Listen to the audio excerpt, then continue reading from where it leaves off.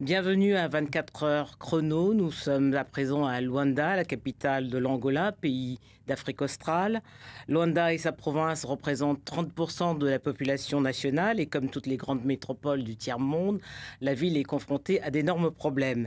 Mais tous ceux qui ont y vécu disent que la baie de Luanda est plus belle que celle de Rio. Un petit détail qui a quand même son importance, Luanda est considérée comme la ville la plus chère du monde. Mes premiers invités sur ce plateau, Rina Sherman, qui est écrivain, cinéaste et anthropologue. Vous avez vécu en Angola, surtout dans le sud. Et puis Gérard Wolf, vice-président du comité Afrique-MEDEF international. Je commencerai par vous, Rina. Que diriez-vous de Luanda, quelqu'un qui compte y installer? Pour moi, Luanda, c'est vraiment une ville de contraste. On a aujourd'hui une des villes les plus chères au monde. Donc, il faut croire qu'il y a beaucoup de moyens qui circulent dans cette ville. En même temps, je sais par des amis qui y sont installés ou qui y ont été installés un temps, c'est aussi une ville de très grand contraste, car dans les faubourgs de cette ville, on trouve aussi la plus grande misère, telle qu'on peut le connaître dans d'autres pays du monde. Donc, je pense que c'est ça, mais je pense que c'est aussi une ville qui est en train de devenir, ou qui l'est déjà, une sorte de plaque tournante, parce que qui dit moyen, dit aussi moyen pour les artistes et pour les gens qui produisent culturellement. Je sais, sur le plan musical, des soirées et tout ça, c'est pas ça qui manque à Luanda. On reviendra sur la partie culturelle. Gérard Wolf, sur le plan des affaires, comment définiriez-vous le climat, l'environnement des affaires en Angola? Plutôt meilleur, nettement meilleur que ce qu'il a été, et en particulier nettement meilleur pour les entreprises françaises. Nous sommes dans une relation apaisée entre les gouvernements, dans une relation même très favorable, et les entreprises françaises, qui sont déjà nombreuses. Il y a à peu près une 70 entreprises. Mais la plus importante, c'est Total. La plus importante, c'est Total, historiquement, et du point de vue richesse créée, localement, c'est clair. Mais il y a déjà 70 entreprises installées, à peu près 25 000 emplois qui dépendent d'entreprises, de partenariats franco-angolais. Donc, c'est quelque chose qui va plutôt bien. Le climat des affaires s'améliore nettement. Alors, je vous propose d'écouter l'ambassadeur de France en Angola, Gérard Moiret, sur les caractéristiques de la communauté française en Angola. Nos compatriotes, environ 2000 qui sont enregistrés, mais en fait il y en a beaucoup plus parce que beaucoup travaillent sur les plateformes pétrolières. Ils ne font que passer par l'aéroport, montent dans des hélicoptères, vont sur les plateformes, retournent prendre l'hélicoptère, retournent à l'aéroport et partent. Et donc je ne les cite pas statistiquement, mais ils sont très nombreux. Donc, sur ces 2000 Français, la plupart sont des travailleurs liés au pétrole, des professions techniques, des cadres. Et on peut dire que c'est le cœur de notre présence ici à Luanda. De même que le pétrole est très important en Angola, les Français sont surtout dans le secteur pétrolier. Nous avons un rôle très important, puisqu'on peut dire que les sociétés françaises extraient pratiquement 40% du pétrole de l'Angola. Voilà un premier aperçu très rapide de Luanda. J'espère que vous aurez l'occasion d'en découvrir d'autres facettes. Alors l'ambassadeur Jean-Claude Moiret parlait du pétrole, hein, donc on y faisait allusion tantôt. Gérard Wolf, c'est Total, hein, principale société française qui a pignon sur rue en Angola, mais on parle de plus en plus de diversification. En quoi consiste-t-elle? On parle de plus en plus de diversification, parce que comme dans tous les autres pays du monde, on voit très bien quelle est l'évolution du cours du baril. Et donc on a intérêt, les pays qui sont producteurs ont intérêt, bien sûr, à diversifier leur économie. Diversifier son économie dans ce pays, ça veut dire quoi? Ça veut dire, premièrement, s'intéresser aux questions d'infrastructure. Deuxièmement, s'intéresser aux questions d'eau, d'énergie, tout ce qui est vital pour faire fonctionner une industrie, en dehors de celle du oil and gas, comme on dit. Nous avons passé un accord entre le patronat angolais et le patronat français, MEDEF International, que j'ai signé sur place en novembre dernier, pour s'intéresser à toutes ces pistes-là, avec l'expression d'une nouvelle classe moyenne. Vous disiez effectivement que c'est une terre de contraste. Il y a de plus en plus une classe moyenne qui veut des biens de consommation. Et donc sur tous ces secteurs-là, eau, énergie, infrastructure, santé, agroalimentaire, le potentiel est énorme dans ce pays-là. Nous sommes en train de essayer d'aider le pays à se diversifier, en effet. Rina Sherman, la langue nationale, c'est le portugais, mais c'est une barrière pour les étrangers qui vivent dans ce pays? Je pense que de plus en plus, les gens parlent anglais aussi. Il ne faut pas oublier qu'il y a beaucoup d'Angolais qui ont passé des années en exil. Du fait de la guerre, hein. Voilà, exactement. Et beaucoup d'entre eux à New York, aux États-Unis et dans des pays comme ça. Et donc, l'anglais, je pense, devient de plus en plus langue porteur. Il y a aussi des pays voisins comme la Namibie qui a opté pour la langue anglaise comme langue officielle. Et il y a beaucoup d'échanges entre ces deux langues. Alors, Gérard Wolf, vous voulez ajouter quelque chose? Oui, au nord, il ne faut pas oublier qu'au nord, on a les Congos et que là, on parle français. Notamment avec le Cabinda. Absolument, notamment avec Cabinda. Et effectivement, dans le nord du pays, c'est-à-dire la province la plus au nord, et puis encore à Luanda, on trouve pas mal de gens, y compris dans la communauté d'affaires, qui parlent français. Je le dis parce que ça intéresse sûrement ceux qui nous regardent aujourd'hui. On y reviendra et je vous propose d'écouter justement Céline Vigneault du lycée français de Luanda. Bonjour Paris, ici Luanda, il est 18h45 et il fait nuit. La nuit ici tombe vers 18h30, il y a peu d'écart entre l'hiver et l'été. Et comme vous pouvez le voir, je suis en t-shirt parce qu'il fait très bon. Dans la journée, on est à 30-35, mais dans la soirée, la température baisse et on est aux alentours de 25 et c'est très agréable. Une réaction, Rina, à ce reportage? Mais je connais bien ce fabuleux climat très clément le soir. Le climat tropical. Oui, où on met une petite chemise le soir, mais la journée où on est en manche courte ou à moins, c'est très agréable. On vit dehors, c'est une vie très naturelle, j'adore. Gérard Wolf, Luanda, comme toutes les métropoles du tiers-monde, je le précisais tout à l'heure, connaît de grosses difficultés. Oui. Alors, il y a un programme, Luanda 2030. En quoi consiste-t-il? Alors, c'est un programme qui est porté par l'agence d'investissement urbain qui s'appelle Urbinvest, dont le conseil d'administration est présidé par Isabel dos Santos, bien connue dans le monde des affaires, dans le monde entier. C'est un programme qui consiste en 15 ans, d'ici 2030, en 4 phases distinctes, à transformer complètement Luanda, car effectivement, Luanda bénéficie à la fois d'endroits magnifiques comme la baie, et puis de ce qu'il faut bien appeler des favelas ou équivalents, qui sont d'ailleurs en pleine restructuration. Et donc, le programme consiste à faire une modification complète pour avoir un réel habitat avec des possibilités de mobilité accrue, parce qu'aujourd'hui, c'est peut-être la ville la plus chère du monde, ça peut se discuter parce que les indices sont difficiles, mais c'est sûrement l'une des villes où le trafic est le plus impossible. On ne peut pas circuler dans ce pays. Et le programme d'investissement, c'est ça, la mobilité, c'est aussi les questions d'eau. Il n'y a que 30% des gens de Luanda qui ont accès à l'eau potable. Et puis, c'est une question de restructuration urbaine globale. Alors, je vous propose d'écouter un invité qu'on a par Skype. Bonjour. Bonjour. Oui. Oui. Alors, que vous diriez-vous aux personnes qui souhaitent aujourd'hui s'installer à Luanda? Comment les attirer dans ce grand pays? Oui, alors bon... Moi, je suis directeur de l'Alliance française de Luanda. Dans mon public est un public friand de langue française. Je suis peut-être pas le mieux placé pour vous dire qu'est-ce qu'il en est pour des compatriotes français qui souhaiteraient venir s'installer à Luanda. Mais ceci dit... Bon, c'est un pays, on vient de le dire, qui est en pleine expansion. Luanda est une ville qui grandit, je dirais, à vue d'œil.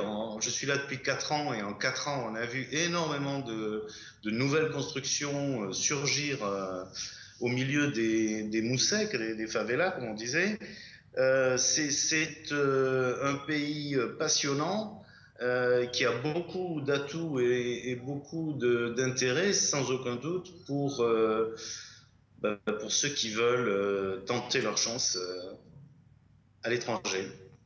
Alors, comme directeur de l'Alliance française, quel est le statut du français aujourd'hui en Angola?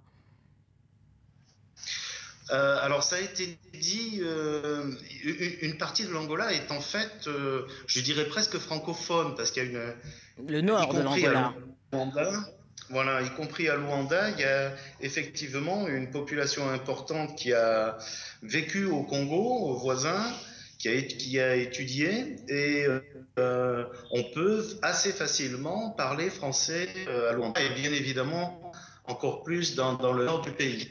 Ceci dit, et paradoxalement, c'est dans le sud de ce pays où l'enseignement de la langue française est le plus développé dans l'enseignement public angolais. Rina Sherman, qui est sur ce plateau, parlait également de la vie culturelle très riche à Luanda. Est-ce que vous confirmez? Alors, disons qu'en 4 ans, moi j'ai vu une évolution assez considérable des options de sortie culturelle, mais on ne peut pas oublier que dans cette grande capitale, bien, il n'y a pas, par exemple, de théâtre. La dernière salle de théâtre a fermé il y a quelques mois. Donc il y a des options de sortie, oui, bien sûr, mais sur le plan culturel, il est clair qu'il y a encore beaucoup à faire pour donner accès à la culture à beaucoup d'Angolais.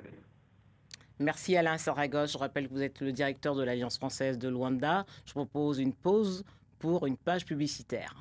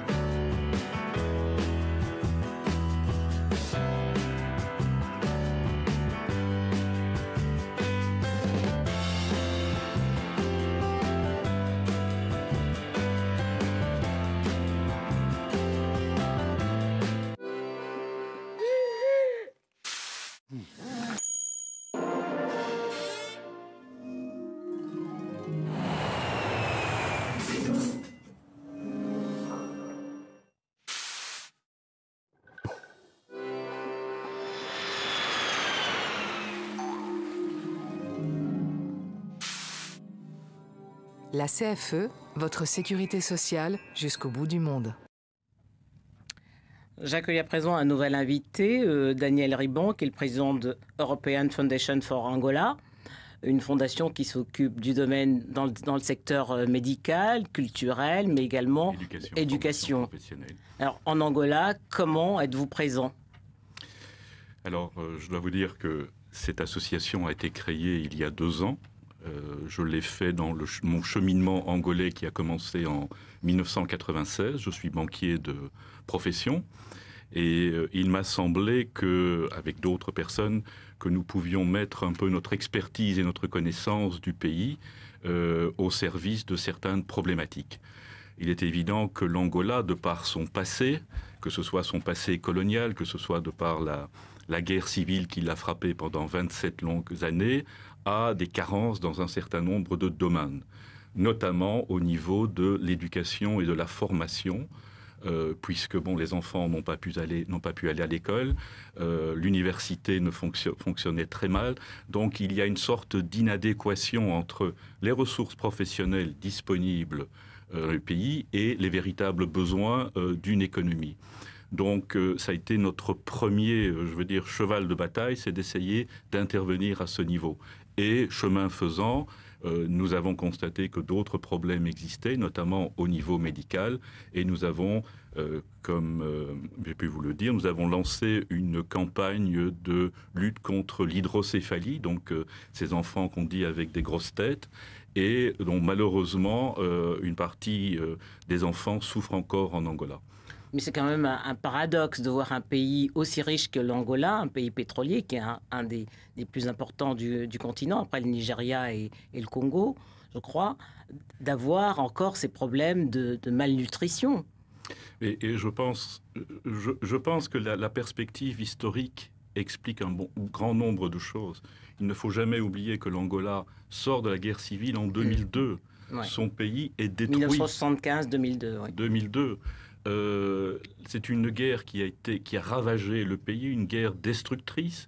Il faut savoir qu'en 2002, 70% de l'infrastructure médicale a été détruite. Donc il faut reconstruire. En 12 ans, je pense que l'État angolais, le gouvernement angolais a réalisé un travail très important en privilégiant, mais c'est un peu normal, je veux dire, les travaux d'infrastructure, parce que ce pays, il faut le relier, il faut avoir les voies de communication. Mais il est vrai que l'aspect social, l'aspect éducation doivent maintenant devenir des priorités pour ce pays. Rina Sherman, une très longue guerre, hein, mais est-ce qu'elle a tout détruit au niveau de la culture angolaise? Non. Hélas, non. Et j'ai eu l'occasion en 2003, c'est-à-dire juste à l'issue de cette guerre, de passer 2 fois 3 mois dans le sud-ouest angolais, au sud de la ville de Namibe, c'est-à-dire près de Viré, où j'ai vécu avec des peuples de langue dite de langue Oterero, des Ovakuvale, Ovaimba, Ovakaroka, Ovagambwe. J'ai également pu visiter et filmer des sites d'art rupestre dites de Chitundu Ulu. Un site qui devrait être reconnu par l'UNESCO d'ailleurs. Qui devrait être reconnu par l'UNESCO. Le dossier est en cours et ce qui est un très bel site. Il y a également à Namibe l'art des stèles funèbres, l'art Mbali, dit Mbali, qui est très important, qui reste et qui est documenté aujourd'hui. Donc tout n'a pas été détruit, mais pendant ces années de guerre, ces cultures n'ont pas pu se développer en cours normal non plus. Ça, il faut aussi le comprendre. Je propose de regarder ce reportage de la directrice du lycée français de Luanda. En ce qui concerne l'ambiance générale à Luanda, c'est une ambiance très urbaine. Luanda est une ville chaotique, en plein boom économique et donc avec des constructions absolument partout. C'est une ville quand même poussiéreuse. Il faut aimer cette ambiance, cette atmosphère très chaotique, mais qui est également très riche puisqu'il y a une vie culturelle relativement riche par rapport à d'autres villes africaines. Il y a également de très bons restaurants, des bars très agréables. Donc il est possible d'avoir une vie nocturne très agréable à Luanda. Et l'ambiance est donc vraiment une ambiance de grande ville. On se croirait parfois plutôt en Asie ou au Brésil plutôt qu'en Afrique. Alain Saragosse, est-ce que vous partagez l'avis d'Alice Tiger? Alors écoutez, je connais trop bien le Brésil pour m'aventurer à le comparer avec l'Angola. Ceci dit, effectivement, Luanda est une ville...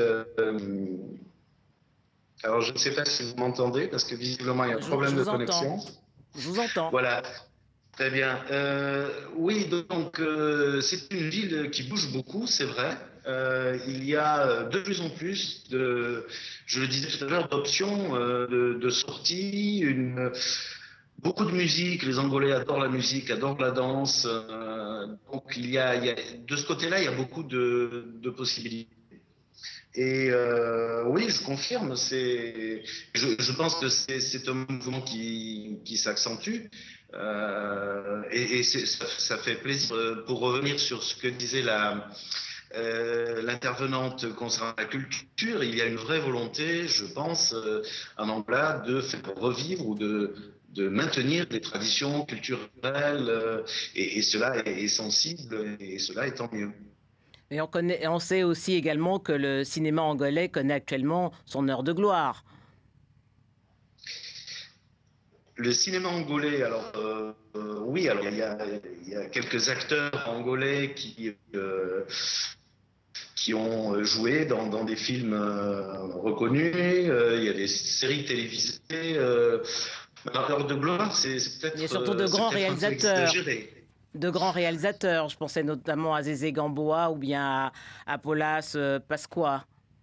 Oui, alors ce sont effectivement, c'est une génération de cinéastes, mais de l'aveu même du directeur de l'Institut angolais du cinéma. Il y a là aussi beaucoup à faire, et pour revenir aussi à ce que disait l'intervenant, c'est un pays qui a beaucoup besoin de cadres, de techniciens, et le cinéma, il en faut beaucoup de gens formés, et c'est aussi un défi, hein. Mais je crois que je pense que dans les prochaines années, l'Angola va surprendre, certainement. Merci Alain Saragosse. Rina Sherman, vous partagez cette analyse d'Alain Saragosse? Oui, je pense qu'il y a... le dynamisme de la culture, mais également ce manque de formation qu'il y a. Oui, certainement. Je me rappelle, j'ai eu l'occasion de faire un film sur Rui Duarte de Carvalho, un grand poète angolais, aussi un ethnologue qui a travaillé sur les Ovako Valley dans le sud. Et lui, je me rappelle déjà à l'époque, il venait en France et il faisait des formations et il le disait déjà à l'époque. Donc ça, certainement, oui, qui a un grand besoin de structuration. Daniel Ribon, maintenant je parle aux banquiers. La place de la Belgique en Angola, quelle est-elle? Elle n'est malheureusement plus ce qu'elle était précédemment, pour différentes raisons qui tiennent aussi, je veux dire, à l'évolution du capitalisme belge qui est devenu surtout un capitalisme international. Donc nous sommes nettement moins présents que de par le passé. Nous sommes toujours actifs dans un certain nombre de secteurs, comme par exemple le dragage. C'est une société belge qui a fait le dragage de la baie de Luanda. Il faut aussi rappeler que la Belgique était très active dans le passé de par sa proximité avec le Congo, qui était une colonie. La RDC. La RDC. Donc, par exemple, dans les années 30, un Belge qui souhaitait aller dans le Katanga congolais, il passait par Lobito, puisque c'est de là que partait le train vers le Katanga. Alors, petite remarque pour mes amis français, c'est vrai que Total a fêté en grande pompe le 60e anniversaire de sa présence en Angola. Il s'attribue quand même les mérites d'une des sociétés qu'il a rachetées en 2000, c'est-à-dire Petrofina, qui est une société belge, qui a été la première société à obtenir une concession d'exploitation, c'était onshore, pas offshore. La première raffinerie de pétrole construite en Angola a été construite par les Belges en 1957. Et c'est encore la seule qui fonctionne en Angola, puisque celle qu'on nous promet à Lobito n'est pas encore active. Alors, je vous propose de retrouver Céline Vigneault du lycée français de Luanda, qui nous parlera du coût de la vie et surtout de la tendance immobilière aujourd'hui dans ce pays. Nous habitons à Luanda, en plein centre-ville, dans un appartement, dans une tour qui fait 13 étages. Il faut savoir que les loyers sont exorbitants ici à Luanda. Nous habitons un logement de 3 chambres, à peu près 100 mètres carrés, avec un loyer de 12 000 $ par mois. Alors, ce loyer comprend bien sûr la location de l'appartement non meublé, mais aussi les services, à savoir un groupe électrogène et une réserve d'eau. On entend derrière moi d'ailleurs le groupe électrogène qui fonctionne actuellement parce qu'il y a régulièrement ici à Luanda des coupures d'électricité et des coupures d'eau. C'est confirmé, Luanda est une des villes les plus chères au monde. Un loyer à 12 000 € quand même, ce n'est pas courant. Oui. En fait, pour les expatriés, c'est excessivement cher et je pense que c'est peut-être un petit peu en train de changer maintenant, mais il y a quelques années encore, ils vivaient dans des enclaves où vraiment tout leur était apporté. Tout est importé, la moindre petite chose que nous, on considère comme faisant partie de notre vie quotidienne à Paris ou dans d'autres villes en Europe. Il faut se rappeler que c'est importé, il faut le transporter, il faut le mettre à disposition sur place. Donc, ce qui contribue certainement à ce coût exorbitant. Je vais vous reprendre Alain Saragosse pour parler un peu de cette inflation à Luanda.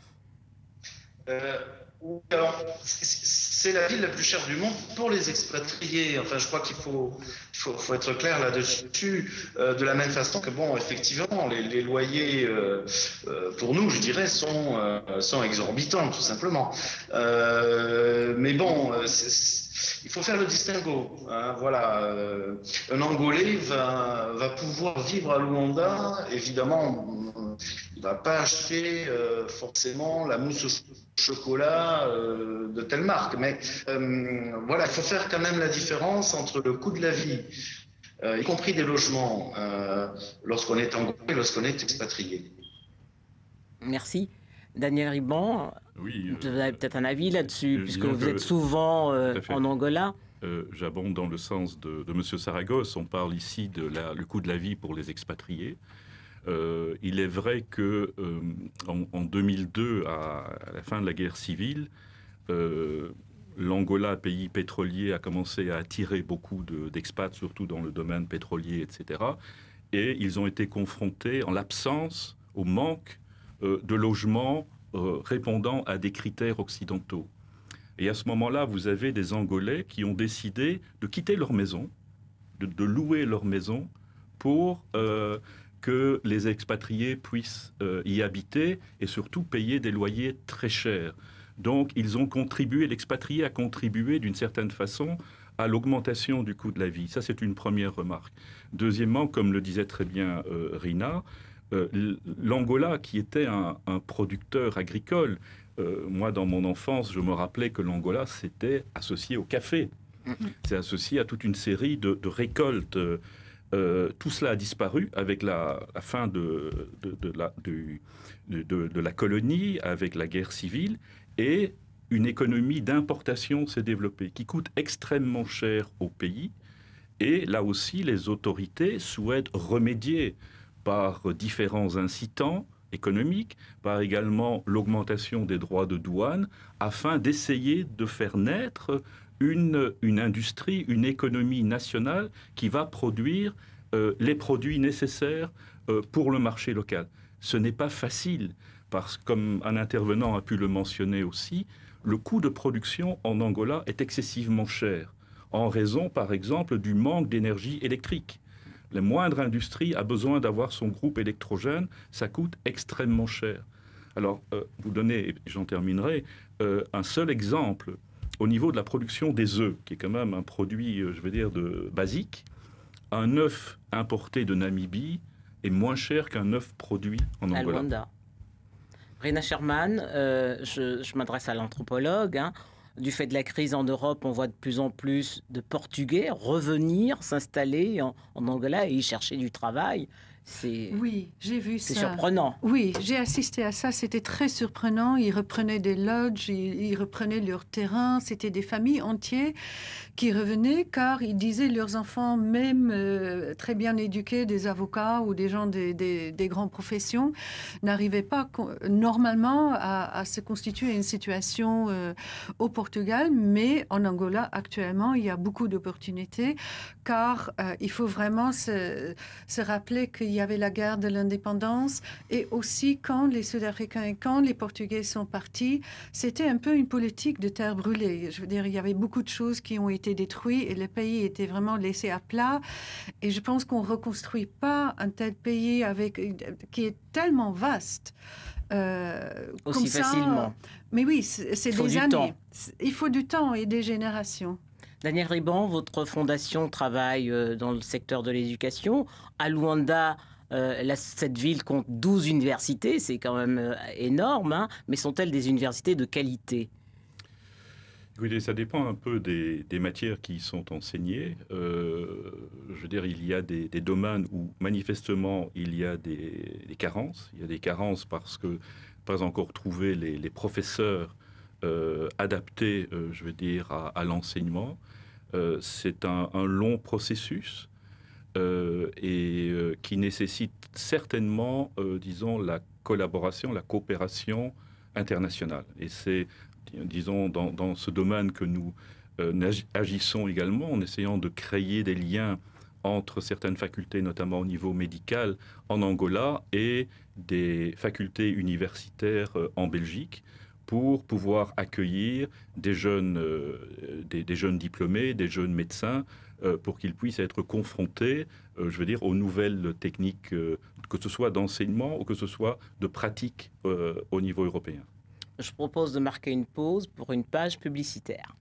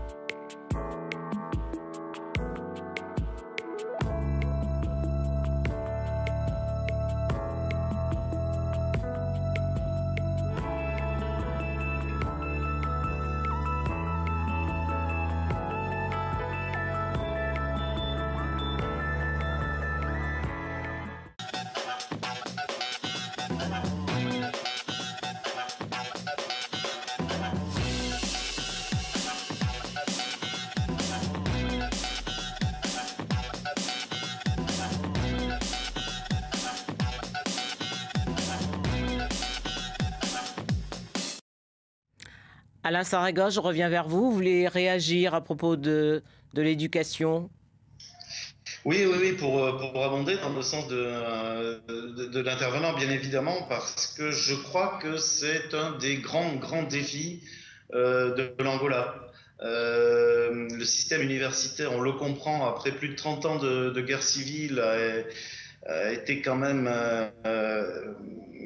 rudement mis à l'épreuve. Il y a des manques d'enseignants qualifiés dans de nombreuses filières, aussi bien en sciences humaines qu'en sciences ou que en technologie, en technique.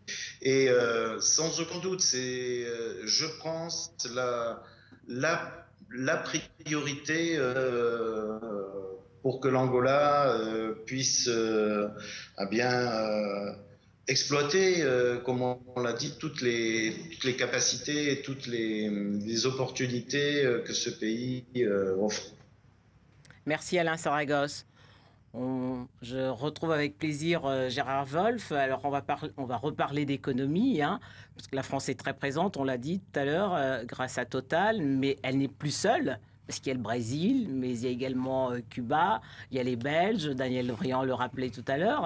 Alors comment se positionne-t-elle face à ses concurrents? Je pense que la France a des atouts. Alors, c'est en général ce qu'on dit en disant bon, la France a des atouts.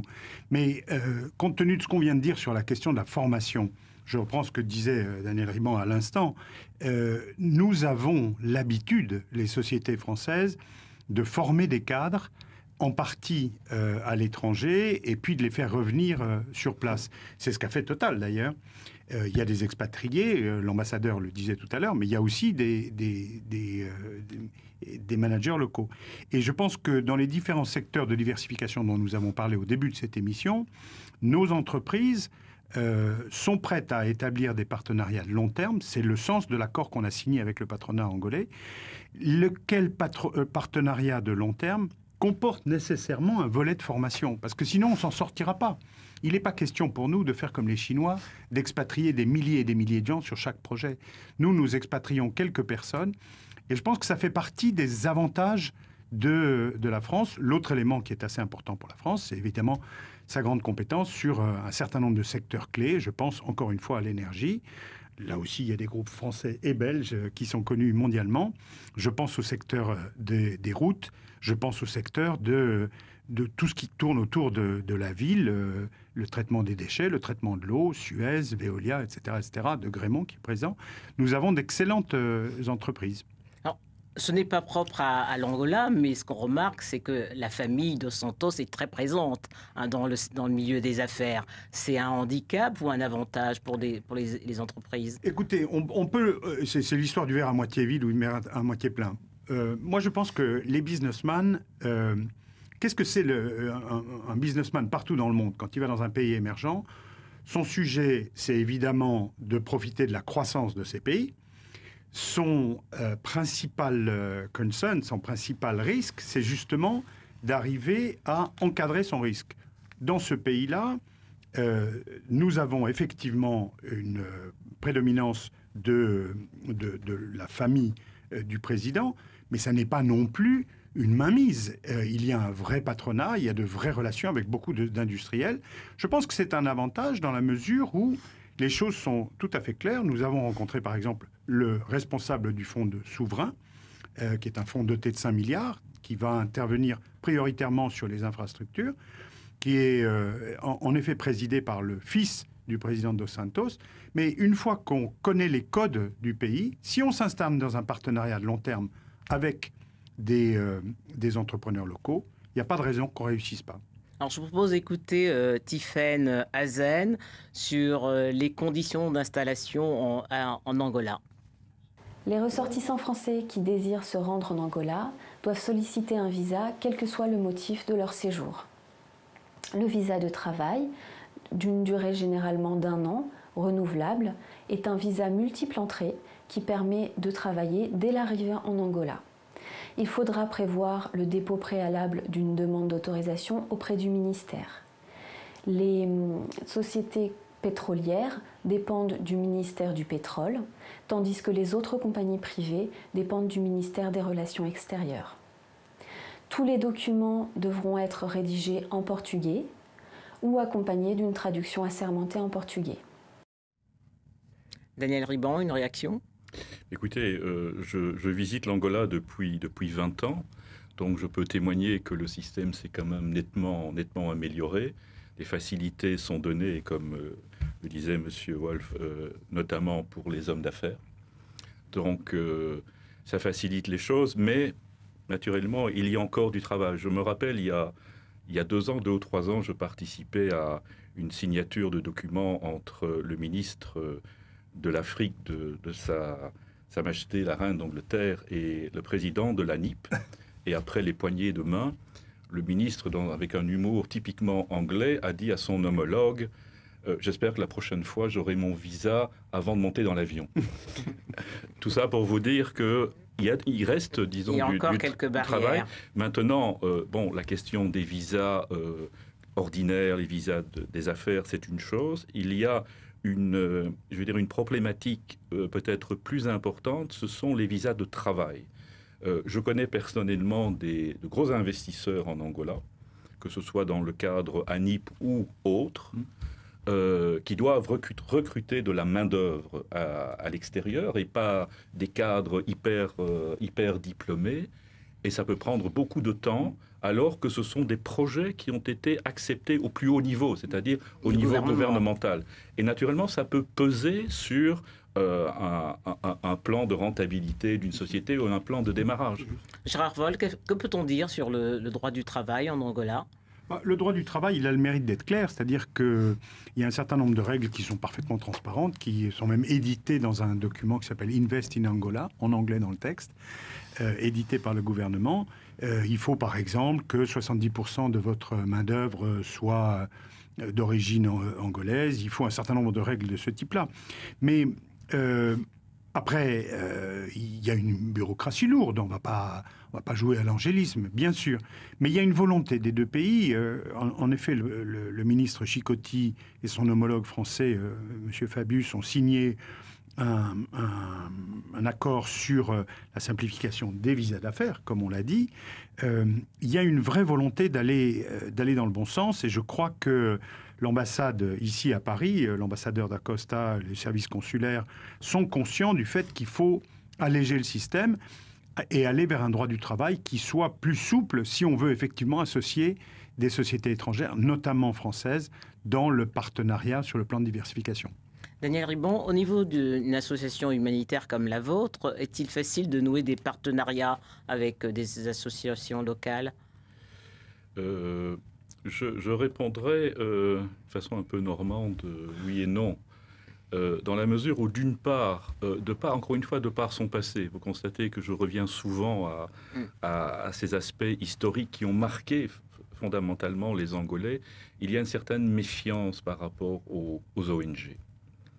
Qui, en Angola, comme dans d'autres pays, ont pu avoir à certains moments une influence politique qui n'est pas très prisée, je veux dire, par les autorités du pays. Donc c'est un frein, je veux dire, au développement d'une ONG. Mais je ne me considère pas, nous ne nous considérons pas comme une ONG, nous considérons comme une association sans but lucratif au service des Angolais. Et je pense qu'à partir du moment où vous respectez certaines règles, c'est-à-dire vous n'arrivez pas en donneur de leçons, vous leur proposez un certain nombre de solutions en disant on pourrait faire ceci, et si vous le décidez, nous pouvons vous aider. Vous laissez la décision aux partenaires angolais, quels qu'ils soient. Je pense que c'est quelque chose qui peut, je veux dire, faciliter les choses. Et nous avons en Angola signé un Memorandum of Understanding avec une fondation locale qui nous permet, je veux dire, d'avoir accès à un certain nombre d'investisseurs locaux, notamment dans la construction de centres médicaux. Gérard Wolf, le mot de la fin sera pour vous. Comment faut-il vendre l'Angola à quelqu'un qui souhaite y investir ? En lui disant 3 choses. Premièrement, c'est un pays qui est à forte croissance. Le PIB moyen des 10 dernières années, c'est entre 8 et 10%. Même si aujourd'hui le oil and gas est dans les conditions qu'on sait en diminution d'intérêt, si je puis dire, du point de vue création de valeur, il y a une réelle nécessité de se développer, et c'est un pays qui se développera.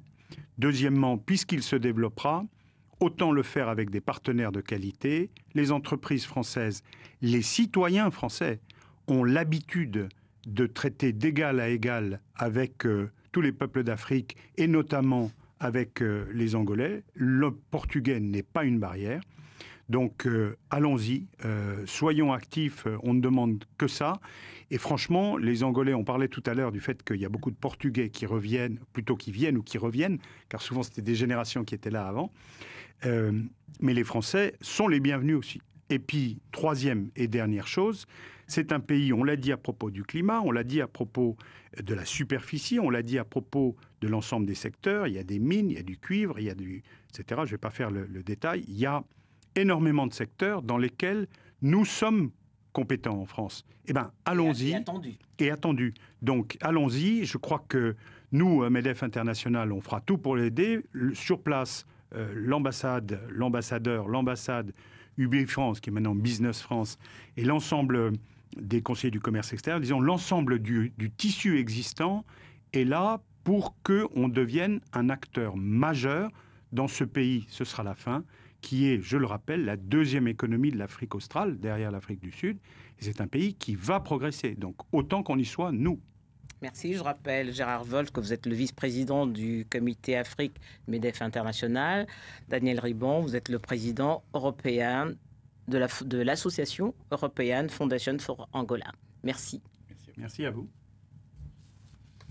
En janvier 2016, les 24 heures chrono de l'International fêteront leurs 10 ans d'existence. Profitons de cet anniversaire pour dire un grand merci à TV5 Monde, à tous les partenaires qui nous soutiennent, à tous ces Français du monde entier qui chaque année sont des nôtres. En quelques chiffres, ce sont près de 200 villes traitées durant toutes ces années. Plus de 4000 Français de l'étranger, qu'ils soient entrepreneurs ou expatriés, hommes ou femmes qui ont participé à ces émissions. Et enfin, au total, plus de 15 millions de visionnages durant ces 10 ans. Que la fête de l'International continue et rendez-vous les 19 et 20 janvier 2016 sur mondissimo.com.